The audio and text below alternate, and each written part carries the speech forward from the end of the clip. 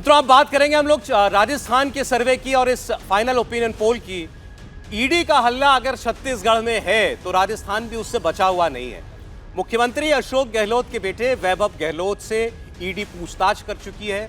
इसके अलावा गहलोत के करीबी और प्रदेश कांग्रेस अध्यक्ष गोविंद सिंह डोटासरा और उनके बेटे भी ईडी की रडार पर हैं।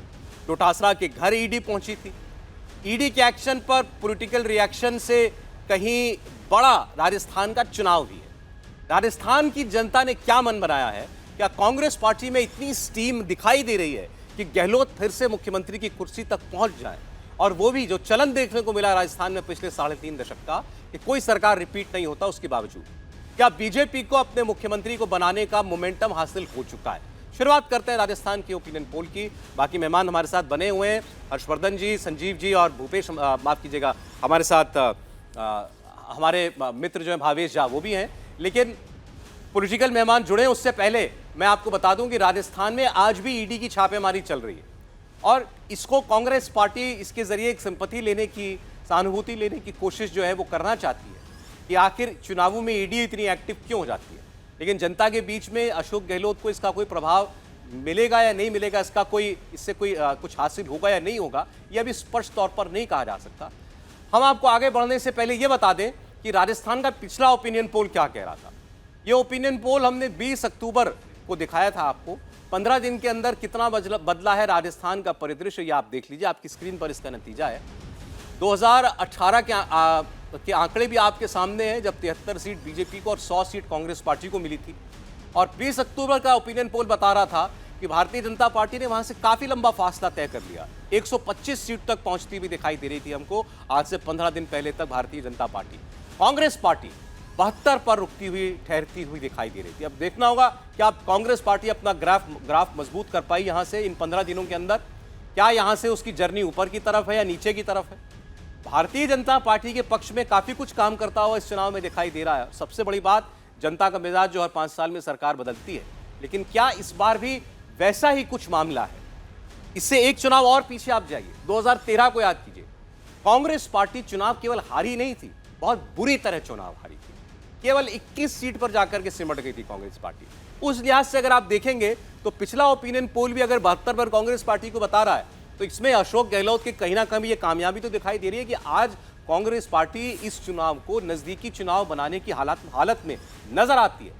लेकिन यहां से उसको वो और करीब का चुनाव बना पाई है या फासला भारतीय जनता पार्टी बढ़ा रही है, अगले 1 घंटे के अंदर हम इसी पर बात करने वाले हैं। मैं आपके सामने आंकड़े जो है वो रखने जा रहा हूं एक एक करके। पहला क्षेत्र जिसकी हम लोग बात करेंगे वो है जोधपुर और धौलपुर का इलाका। जयपुर और धौलपुर का इलाका, माफ कीजिएगा, राजस्थान की राजधानी जयपुर से लगता इलाका, राजस्थान में जिसको धुनाड़ क्षेत्र भी कहते हैं। जयपुर और धौलपुर के इस रीजन के बड़े शहर मिलाकर के 48 सीटें राजस्थान की विधानसभा में बनाते हैं। और जयपुर ग्रामीण, जयपुर, अलवर, भरतपुर, करौली, धौलपुर और दौसा, ये लोकसभा सीटें हैं जिनसे मिलकर के एक क्षेत्र बनता है। ये राज्यवर्धन राठौड़ का इलाका है। बीजेपी के सांसद बालकनाथ भी यहीं से आते हैं, जिनके लिए योगी आदित्यनाथ ने प्रचार किया है। बालकनाथ के अलावा विश्वेंद्र सिंह, किरोड़ीलाल मीणा और कांग्रेस के राजेंद्र यादव इसी क्षेत्र के नेता हैं। सचिन पायलट के लिए भी ये क्षेत्र बहुत महत्वपूर्ण है। यहाँ के दौसा से सचिन पायलट भी चुनाव लड़ते रहे हैं। बीजेपी की सांसद दिया कुमारी जयपुर राजघराने से आती हैं। अब ये जयपुर धौलपुर का इलाका किसे जिता रहा है, आइए राजस्थान के पहले हिस्से का, पहले क्षेत्र का ओपिनियन पोल आपके सामने हम रखते हैं। फिर बता दूं, फाइनल ओपिनियन पोल है वोट पड़ने से पहले। इन 48 सीटों में आप देखिएगा भारतीय जनता पार्टी बढ़त बनाती हुई दिखती है। 26 सीटें इस इलाके में बीजेपी जीत सकती है और 2018 की तुलना में 18 सीटें ज्यादा होगा। यानी पिछली बार केवल 8 सीटें बीजेपी यहां पर जीती थी, अब वो 28-26 तक पहुंच गई है। कांग्रेस पार्टी 29 से गिर करके 20 सीटों पर आ गई है। तो इसी क्षेत्र में आपको साफ साफ दिखाई दे रहा है कि 5 साल में चुनाव कितना बदल गया और उसके साथ साथ दोनों पार्टियों की किस्मत भी कितनी बदलती हुई दिखाई दे रही है। ये साफ साफ आपको जो कैपिटल एरिया है राजस्थान का, जयपुर का इलाका और धौलपुर का इलाका, उसके बीच में आपको स्पष्ट तौर पर दिखाई दे रहा है। यहां पर Bharatiya Janata party number 1 party बनकर उभरती हुई दिखाई दे रही है। और बहुत सारे बड़े चेहरे जो इस इलाके से आते हैं, संजीव जी, 5 साल में वही होता हुआ दिखाई दे रहा है जो पिछले 3 दशक में होता हुआ दिखाई दिया, कम से कम इस इलाके में। देखिए, बिल्कुल ये इन चुनावों की बानगी आपको इस क्षेत्र से मिल जाती है। आप जिसको दुंडौर रीजन कह रहे हैं, जिसमें जयपुर से लेकर धौलपुर तक की सीट्स है, उसके अंदर से अगर हम जयपुर डिस्ट्रिक्ट की सीट्स हटा दें और सिर्फ पूर्वी राजस्थान जो बचा हुआ, सवाई माधोपुर, करौली, अलवर, भरतपुर, ये क्षेत्र रखें तो वहां पे 36 सीट्स होती हैं और 36 में से सिर्फ 4 कांग्रेस हारी थी, 32 सीट्स वो जीते थे। अब वहां वो 32 सीट रिपीट करने की कोई गुंजाइश नहीं है, क्योंकि क्या है कि इस पूरे एरिया में गुर्जर वोट का बहुत महत्व है और पिछले इलेक्शन में कुछ लोकल कारणों की वजह से और ऑफ कोर्स पायलट के प्रभाव की वजह से गुर्जर और मीना जो 2 डोमिनेंट कास्ट हैं इस एरिया के, उन्होंने मिलकर वोट डाला था। अब की बार वो वोट बिखर गया है। गुर्जर स्पष्ट तौर पे कह रहा है कि अगर सचिन पायलट खुद आके हाथ जोड़ के भी हमें कहें कि भाई कांग्रेस को वोट दो, तो हम नहीं देंगे। हम उनको कह देंगे जब कांग्रेस पार्टी आपकी नहीं सुनती तो हम आपकी क्यों सुने। ऐसे खूब सारे वीडियो चल रहे हैं सोशल मीडिया पे स्थानीय स्तर पे। जैसे फॉर एग्जांपल आप यही सवाई माधोपुर बेल्ट की सीट है, शायद करौली है, जहां से दर्शन सिंह गुर्जर कांग्रेस के कैंडिडेट होने वाले थे, उनको टिकट नहीं मिला, वो बीजेपी में चले गए। तो काफी अदला बदली हो रही है और इस इलाके में ईस्टर्न राजस्थान में पिछड़ने की वजह से और जयपुर डिस्ट्रिक्ट में पिछड़ने की वजह से कांग्रेस एकदम से बैकफुट पे आ जाती है, क्योंकि जो उसकी पूरी सियासी गणित थी 2018 की, वो बहुत कुछ 80% इस क्षेत्र पे केंद्रित थी और यहाँ पे वो पिछड़ती हुई दिख रही है। तो जैसे जैसे आपका सर्वे खुलेगा, एक दो चीजों पे मेरा शायद आपके पिछले ओपिनियन पोल से कुछ भिन्न मत है, जिसको मैं नहीं, ठीक है सर, आगे उस पर हम लोग बात करते हैं।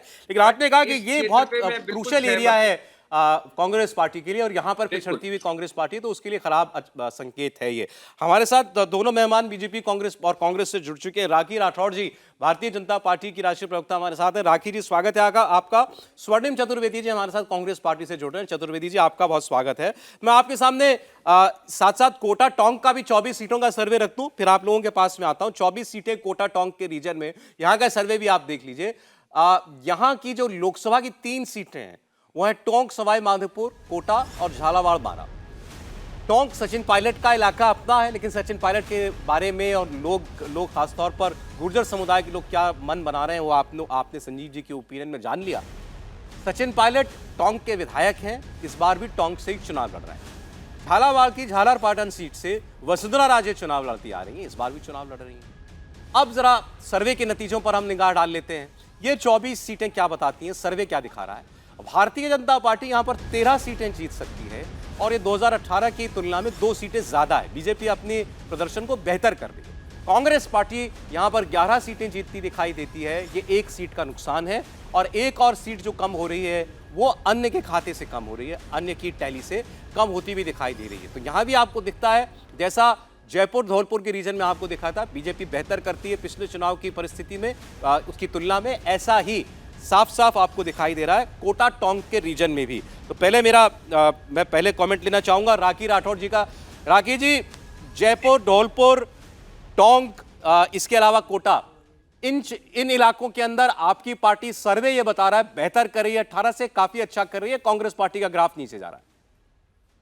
देखिए सौरभ जी, जैसे जैसे आगे बढ़ेंगे और ओपिनियन पोल आपके आगे बढ़ेंगे, आप देखेंगे हर रीजन के अंदर भारतीय जनता पार्टी बेटर करेगी। उसका एक कारण है, उसका कारण ये है कि पिछले 5 सालों में जिस तरह से कांग्रेस पार्टी 2 धड़ों में बटी हुई थी, आधी कांग्रेस पार्टी जो है वो कुर्सी खींचने के लिए, आधी कुर्सी बचाने के लिए जो काम कर रही थी, उसका जो प्रॉब्लम हुआ, जिसकी वजह से जनता को जो प्रॉब्लम्स हुए, उसकी वजह वो मेजर कारण है जिसकी वजह से राजस्थान में इस तरह के ओपिनियन पोल आ रहे हैं। आपने देखा कि पिछले 5 सालों में जिस तरह से भ्रष्टाचार, और भ्रष्टाचार भी कौन से लेवल पर, पानी पिलाने जैसे विभाग के अंदर हम देख रहे हैं 2-3 दिन से ईडी जो है, और इनफैक्ट पहले भी 2-2.5 महीने भी पहले भी एक्शन हुआ था। और राजस्थान से बेहतर कौन समझता है इस बात को कि पानी की वैल्यू क्या है। लेकिन ऐसे विभाग में भी घोटाला, जब 30,000 करोड़ सेंट्रल गवर्नमेंट से आते हैं तो 20,000 करोड़ का घोटाला हो जाता है। पेपर लीक का मामला बहुत बड़ा मामला है। युवाओं ने पूरे तौर पर कांग्रेस पार्टी को नकार दिया है, क्योंकि जिस तरह से पेपर लीक मामले में जो कांग्रेस पार्टी के लीडर्स हैं उनका इन्वॉल्वमेंट है, वो बहुत ही गंभीर विषय है। और जिस तरह से भ्रष्टाचार हमने हर लेवल पर देखा,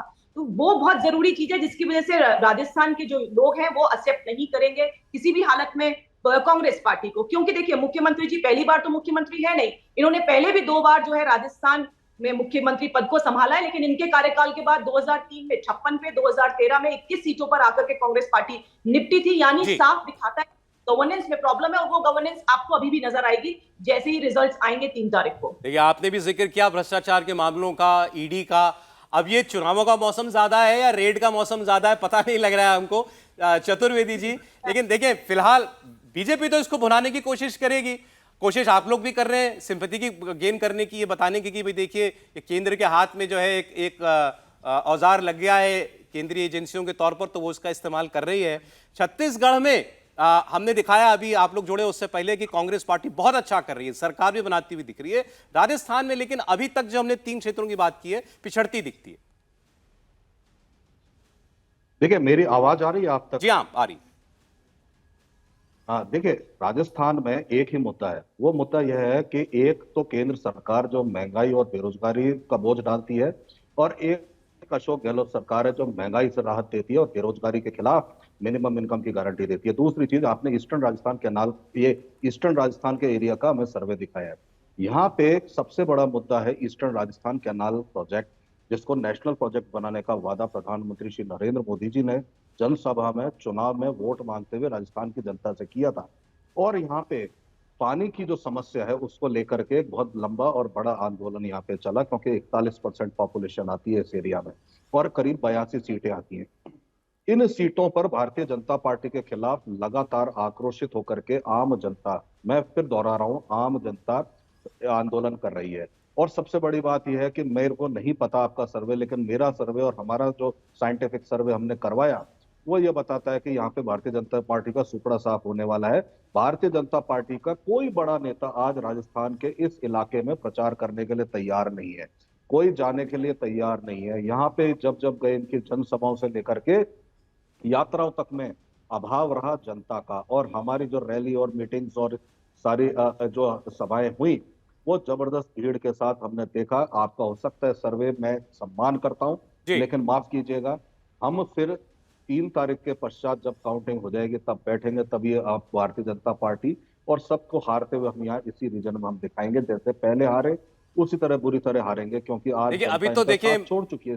दूसरे कारण में चतुर्वेदी जी, मैंने केवल 72 सीट का सर्वे रखा, आप कह रहे हैं कि आप सम्मान करते हैं। हो सकता है जब तक सर्वे खत्म करें आपका सम्मान और बढ़ जाए, अगर इसमें कांग्रेस पार्टी जीतती हुई दिखाई देगी तो। आपके सर्वे का सम्मान करता हूं, क्योंकि आपका जो सर्वे है वो आपकी ओपिनियन आपने जहां भी ली है, मैं उस ओपिनियन के खिलाफ नहीं हूं, लेकिन मैं इससे इत्तेफाक नहीं रखता। लेकिन सीधी सी बात है, राजस्थान में आज जो बेहतरीन मुद्दे हैं वो मुद्दे मैंने आपको बताया, महंगाई। नहीं, ये जो आपने अभी जिस मुद्दे का जिक्र किया, ये एक बहुत बड़ा मुद्दा राजस्थान के अंदर है। ऐसी बात नहीं है कि इसका कोई जोर नहीं है, लेकिन क्या जो आप बता रहे हैं कि ये बहुत बड़ा डिसाइडिंग फैक्टर होने जा रहा है, इस पर राखी जी कुछ बोलना चाह रही थी। ये पूर्वी राजस्थान की नहर परियोजना का जो मामला है, इस पर कांग्रेस पार्टी आपके खिलाफ खूब प्रचार कर रही है, राखी जी। देखिए सौरभ जी, 2 बातें मुख्य तौर पर अभी स्वर्णिम जी ने कही। सबसे पहले महंगाई की बात की। सौरभ जी, मैं याद दिलाना चाहूंगी, जून के महीने में इन्होंने एक महंगाई राहत कैंप चलाया, और उसके बाद आप हर महीने का डेटा देख लीजिए, जो नेशनल एवरेज है उससे 2% ज्यादा राजस्थान में महंगाई होती है। पिछले महीने का मैं रिकॉर्ड बताऊं तो नेशनल एवरेज जो है वो 5.02% था, तो राजस्थान का 6.53% आ रहा है। यानी महंगाई राहत कैंप लगाने के बावजूद भी अगर पूरे देश में सबसे ज्यादा महंगाई है तो वो राजस्थान में, क्योंकि यहाँ महंगा पेट्रोल, महंगा डीजल और महंगी बिजली है। तो इसीलिए महंगाई की कितनी भी क्लेम करें, लेकिन अल्टीमेटली धरातल पे वो इंप्लीमेंट नहीं हो पाया। जो राहत आप देना चाहते थे वो हुई नहीं। जहां तक ईआरसीपी की बात कर रहे थे, एक भ्रम की स्थिति लगातार कांग्रेस ने ये फैलाई कि प्रधानमंत्री जी ने अजमेर में और जयपुर के अंदर वादा किया था। उन्होंने साफ साफ ये कहा था कि टेक्निकल तौर पे इसकी जांच करा के हम इस बात का प्रयास करेंगे कि सकारात्मक रुख अपनाते हुए ईआरसीपी को नेशनल जो है प्रोजेक्ट अनाउंस करेंगे। लेकिन मैंने आपको फिर जल जीवन मिशन की बात बताई, पानी की बात करते हैं। पानी के लिए कितनी गंभीर है सरकार, ये दिखाता है कि 30,000 करोड़ रुपए जो सेंट्रल गवर्नमेंट से मिले राजस्थान को, उसमें से 20,000 करोड़ रुपए घोटालों के भेंट चढ़ गए। एक ऐसी सरकार जो कहती है कि हमें पानी नहीं पिलाया, उसने जब पैसा आया तो उसको भी भ्रष्टाचार के भेंट चढ़ा दिया। आप किस मुंह से पानी की बात करते हैं राजस्थान के लिए? क्योंकि घोटालेबाज सरकार है, इन्होंने सिर्फ और सिर्फ घोटाले किए। अच्छा, चलिए ठीक है, आप इतना घोटालों की बात कर रही हैं, रेड्स की बात हो रही है, लोगों के बीच में सवाल हम लेकर के गए थे कि भाई ये जो छापे पड़ रहे हैं इसका क्या मकसद आपको लगता है? इसमें आपको दिखता है कि भ्रष्टाचार मिटाना मकसद है एजेंसियों का, केंद्र की सरकार का, या ये केवल विरोधियों को डराने के लिए एक औजार के तौर पर इस्तेमाल किया जा रहा है? इसका जवाब हम लोग देख लेते हैं जनता की तरफ से क्या मिला। 51% लोग मानते हैं कि रेड ठीक हो रही है और इसका मकसद सीधे करप्शन पर प्रहार करना है।